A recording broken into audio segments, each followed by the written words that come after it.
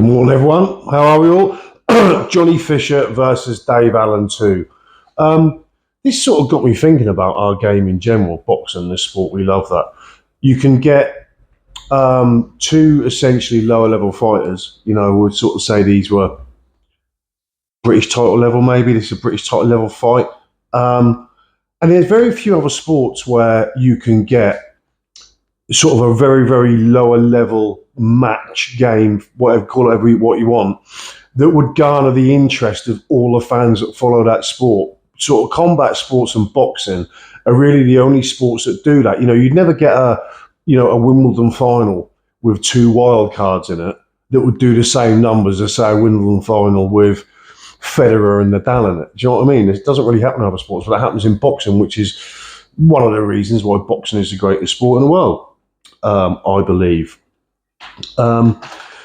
Looking at this, I watched the first fight back when sort of thinking about this rematch, and scoring it, I can kind of see why that there is an argument to be made for Johnny Fisher winning it. I don't think he did. I think Dave Allen won it.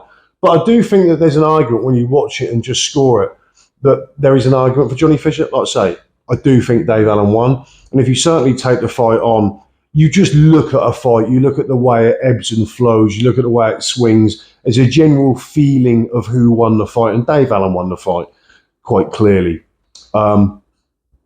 Listen to the press conference the other day, if you're to believe what both guys said. And I look at Dave Allen, I do look at him, and Eddie Hearn made this point. Dave Allen has a lot more shape in his face. You can see the jawline. So he certainly looks like he has put in the work. And Jamie Moore says, who I've got a lot of time for both of these trainers, to be honest. Jamie Moore, I've always liked him as a fighter, rate him as a trainer. And the same with Sims as well. But if you to listen to what they say, Dave Allen has put in the work.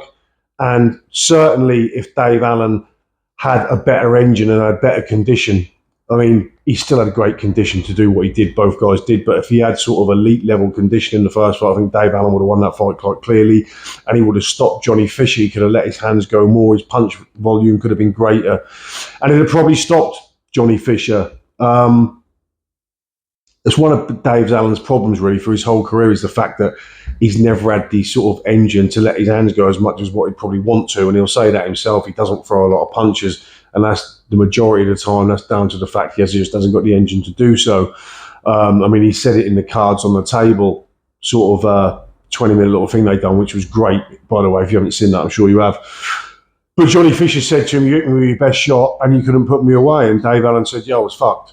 So, you know, by Dave Allen's own admission, it's the fact that he comes in with not the greatest engine that he could have. So if we're to believe stories that he's put in the work, and this time he's coming in with the engine to sort of back up his ability and knowledge and experience.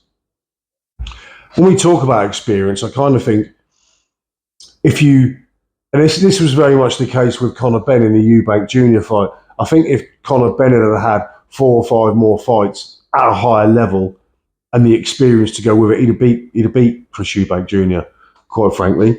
And you could argue the same with Johnny Fisher. It was certainly the lack of experience. If you look at Dave Allen in that fight, and this is where the experience, you can't buy it, you can't fake it, but this is where it pays dividends. If you look in that first fight, even though Dave Allen was fucked for a lot of it, when you looked at the times where Johnny Fisher was letting his hands go and really putting it on Dave Allen still had the sort of the knowledge and the experience to, even in them situations, he wasn't all at sea, he was never panicked. He would still use old man tactics, even when Johnny Fisher was putting on him. And Dave Allen rides shots really well. Again, this is experience. He knows how to ride a shot. He knows how to take the shot. I mean, even under pressure, he'll still have the knowledge and the experience to do the little sneaky stuff on the inside. The little hooks that haven't really got a lot behind them, sneak them round the back, sneak the little uppercuts on the inside. But they're all shots that sort of chip away and do damage. And in reverse, Johnny Fisher hasn't got the experience to do it. When Johnny Fisher was under pressure, he would either throw wild and miss wild, or he would leave himself open and take more shots, where Dave Allen could really cutely use the old man tactics, use the experience to slip the little hook round the back of the guard, slip the little uppercut on the inside, moving with the shoulder, old man him around, move into a position, all under pressure, doing this whilst all under pressure, and then sort of using that advantage of the experience to get them little shots in where he shouldn't really be able to, move Johnny Fisher into positions where when Johnny Fisher's finished letting his hands go, Dave can slip in with a little shot or a little shoulder or little stuff around the back. And that's experience, and that's what money can't buy, and that can be the difference. Experienced, if it's used correctly, and experience that a lot of fighters can have experience, but not all fighters can take that experience and use the knowledge that that experience buys them and actually apply it in a fight. And that's what Dave Allen did. And this is what sort of Chris Eubank Jr. did to a degree. So there is that. Dave Allen's got a fantastic chin. He's got a fantastic chin, and with that experience, he knows how to ride shots and take the brunt off those shots. We talk about Dave Allen and we talk about his age and this, that, and the other, but Dave Allen, in a sense, has not had a hard career because he's used experience to get by. Other than sort of David Price, there hasn't been many fights where, and Dave Allen has said this himself, Dave Allen has took himself out of fights rather than take a beating and prolong his life, let alone his career, because he's used his experience to, in fights where he knows he's not had the engine and maybe not had the will to really go into the trenches, he's thought, well, actually, fuck this, I'm going to take a stool, or I'm going to sit out of this, and I'll save myself another day, no point in me getting another beating. So in that sense, Dave Allen is kind of maybe not got the miles on the clock that we maybe think, because he's used his experience to get him through fights or get him out of fights when he's thought there's no need for me to really be in here and take this fucking beating, there's no point in it, and save himself for another day and save some brain cells for later in life. So Johnny Fisher said at the press conference that I only know one way to do this. I'm going to let my hands go, and this is going to be all out war on a tear up. And I think there may be a bit of kidology in that, because I think from the first fight they've known that, and Dave Allen can punch. Dave Allen's got, well, I forget where he is. He's 18 stoppages, something like that, I don't know. But he can dig a bit, and they certainly saw in that first fight that to get into a war with Dave Allen, especially if Dave Allen has got the engine to compete, that's probably not the best idea. And as Dave Allen said, if you'd have boxed me, you'd have won quite easily. And I don't think one thing about Johnny Fisher, he's got a lack of experience in the game at this level against guys of Johnny Fisher's sort of level, sort of Dave Allen's level and Dave Allen's knowledge. But one thing Johnny Fisher's quite an intelligent guy. He may not look it, and sometimes because of the Essex accent or the London accent, maybe not comes across, but Johnny Fisher is a clever guy. And I think that might be a bit of kidology. And I think Johnny Fisher will know that just going toe-to-toe with Dave Allen might not be the best option. So for all of his saying at the press conference, I only know one way to go, there may be a little bit of kidology going on there for Camp Allen, because I don't think Johnny Fisher really is going to come out and just let his hands go and let the guns blaze. I think Johnny Fisher is more intelligent than that, and I think there will be more of an educated and measured approach. Because, like I say, I don't think that'll be Johnny Fisher's best avenue to victory.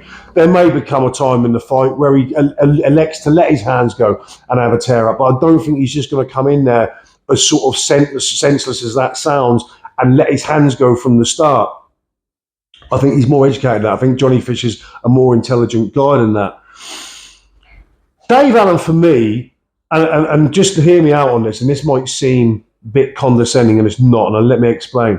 Dave Allen, in the way that the great journeyman, Dave Allen would make a great journeyman, and I don't mean this in the way that you may think.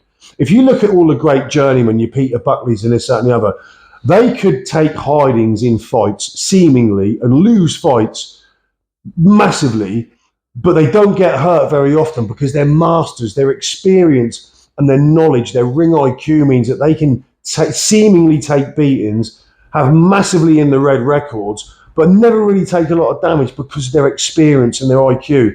And what I mean about Dave Allen is it's the experience and IQ. I don't mean he made a great sparring partner in the fact that that's his level.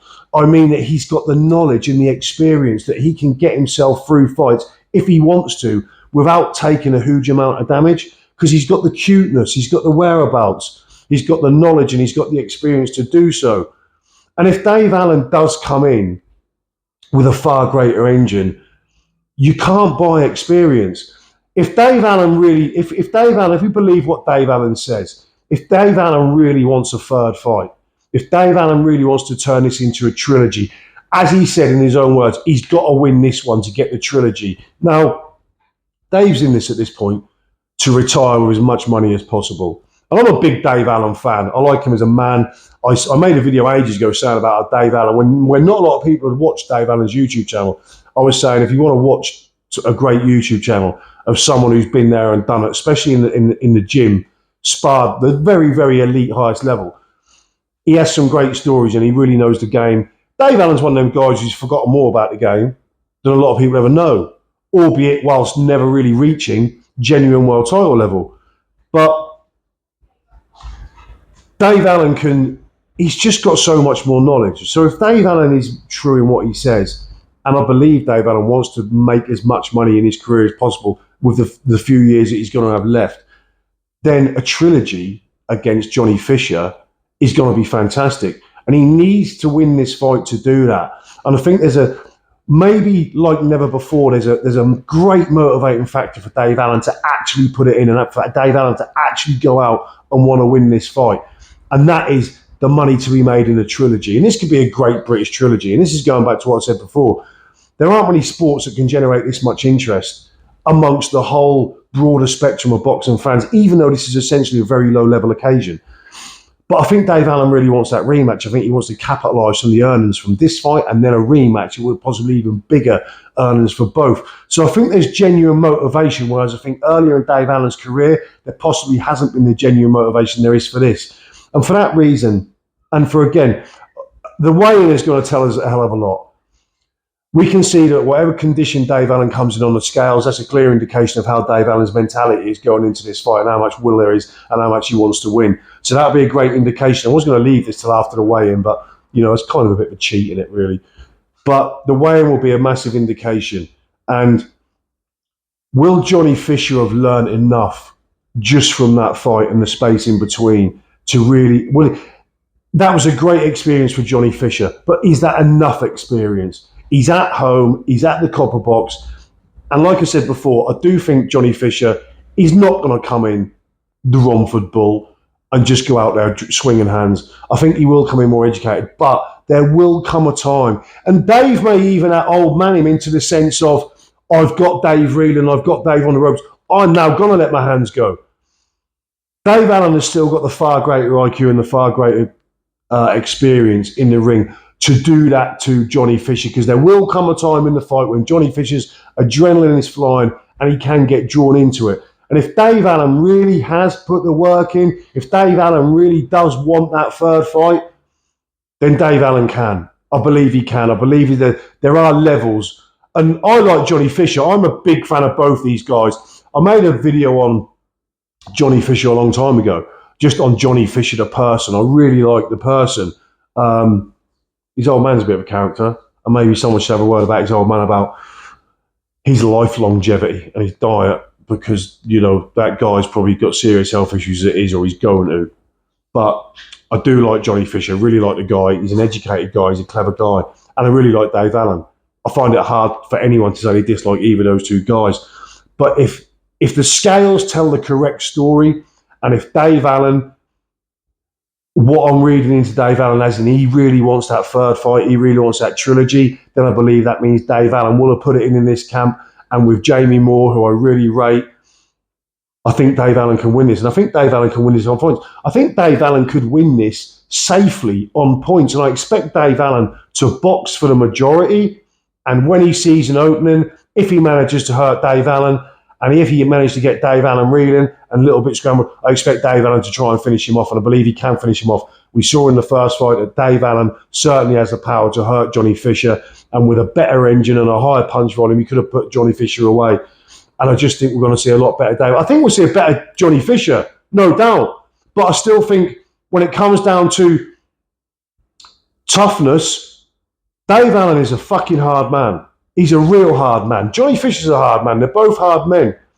Where Dave Allen has sort of not appeared to be the hard man, Dave Allen has elected to end fights for himself and save himself for another day.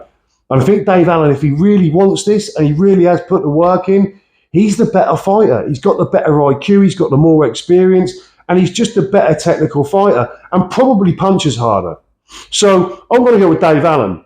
Maybe on points, maybe if the opportunity arises by stoppage. Anyway, I'll see you all soon.